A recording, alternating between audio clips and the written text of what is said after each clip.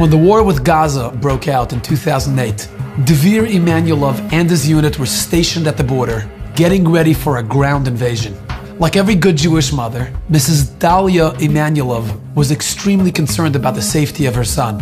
She made Dvir promise that he will text her before he goes into Gaza. אמרתי לו, דביר, אם אתה נכנס לעזה, אני חייבת לדעת מזה. תסמס לי את המילים, אני שומר על עצמי. זה יהיה הסימן בינינו שאתה בעזה. 9:59 p.m. on a Motzei Shabbos, she received his text. אני רואה הודעה מדביר, באלה המילים. לאמא שהכי יקרה לי בעולם, אוהב אותך, אשמור על עצמי, תשמרו אתם על עצמכם. ואני הבנתי, דביר נכנס לעזה. Sadly, that was the last time Mrs. Emanuelov heard from her son. סמל ראשון, דביר עמנואלוב מגבעת זאב, הוא ההרוג הראשון של מבצע עופרת יצוקה. עמך סגבנו, תרנו נורא. She was completely shattered. She couldn't believe that she lost her son so soon after losing her husband. הרגשתי שקיבלתי סטירת לחי תוך פחות מ3 שנים, סטירת לחי נוספת. התחילה השבעה, ואני כמו איזה זומבי, מרחפת, שום דבר לא מרגישה. אני מאוד כועסת, לא מברכת, לא מתפללת. A few months later, it was Dvir's birthday, and Mrs. Emanuelov was coming back from an emotional visit at Dvir's kever on Har Herzl. When she walked into her home, she was overcome with this deep sense of loneliness. אני מסתובבת בין קירות הבית, והבית ריק, ממש ריק. ואני מרגישה כאילו הקירות צורכים את הריקנות. בעלי לא פה, דביר לא פה, הבנות שתהיינה בריאות גם לא פה, אז אני לבד בבית. She sat down in a chair and burst into tears. And for the first time since Dvir was killed, she started talking to Hashem. אמרתי לו, מה זה? למה? עשיתי משהו לא טוב? אם עשיתי משהו רע, אני צריכה לדעת.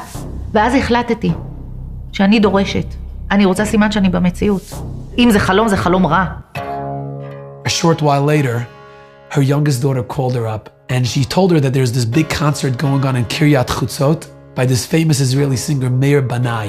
הלכנו להופעה, ואנחנו יושבות שם בספסלים. 5 minutes before the concert begins, she feels a tap on her shoulder. She turns around, and she sees there's a 3-year-old child. הוא נראה לי כמו מלאך, יפה תואר, חיוך של זהב, טלטלי זהב, עיניים כחולות. ואני אומרת לו, שלום, איך קוראים לך? אז הוא אומר לי, אשל. אתה רוצה להיות חבר שלי? אני שואלת. הוא אומר לי, כן. אתה רוצה לשבת לידי? Before Eshel could respond, she hears Eshel's father, Benny. Eshel, come over here, sit next to Abba and Dvir. בוא תשב לידי וליד דביר. אני שומעת את השם דביר, ואני מסתובבת לאחור, ואני רואה את האבא מחזיק תינוק. ואני אומרת לו, סליחה, בן כמה התינוק? הוא אומר לי, 0.5 שנה. הוא נולד לפני עופרת יצוקה או אחרי? אז הוא אומר לי, אחרי. She says, I'm sorry for being so intrusive, but why did you name him Dvir? Benny looked at her and said, you know, we actually never shared this with anybody, not even at Dvir's bris. But if you're asking, I'll tell you. He pointed at his wife who was sitting next to him, and he said, when my wife was in her 8th month, she went to the doctor for a routine checkup. עשיתי בדיקת אולטרסאונד שגרתית, ובבדיקה עצמה התגלה סוג של מום לעובר. כשהלכתי לקבל ייעוץ רפואי ממומחה, אמר לנו שזה הר ציביר, וככל הנראה הוא ייוולד לתוך איזשהו מערך שנצטרך אולי דיאליזה וכו'. We were completely devastated by the news. When my wife came home that day after the doctor's visit, she turned on the news and she hears that the first Israeli soldier just got killed. His name? Dvir Emanuelov. משהו טוב נחת עליי, ואני אומרת לקדוש ברוך הוא, אתה תעשה איתי את החסד, תרפא לי את הילד, ואני אקרא אותו על שם דביר. A month later, we gave birth to a beautiful, healthy baby boy, and we named him Dvir. אז אני אומרת לו, אתה יודע, אני אימא שלו. צריך להבין שהפסטיבל עצמו זה 8,000 איש, זה 8,000 כיסאות, זה חושך. מה הסיכוי שאישה מגבעת זאב ואישה מירושלים ישבו שורה תחת שורה, נפלנו אישה על רעותה, ממש ככה, אנחנו התחבקנו והתנשקנו. היא אומרת לי, דביר שולח לך חיבוק גדול דרכנו. אני שומעת את המילים האלה, אני הבנתי, אני ידעתי, ואני קיבלתי תשובה ישירה. You know, we all have times in our lives when we feel abandoned and alone. We feel like there's nobody really listening up there. There's nobody watching over us up there.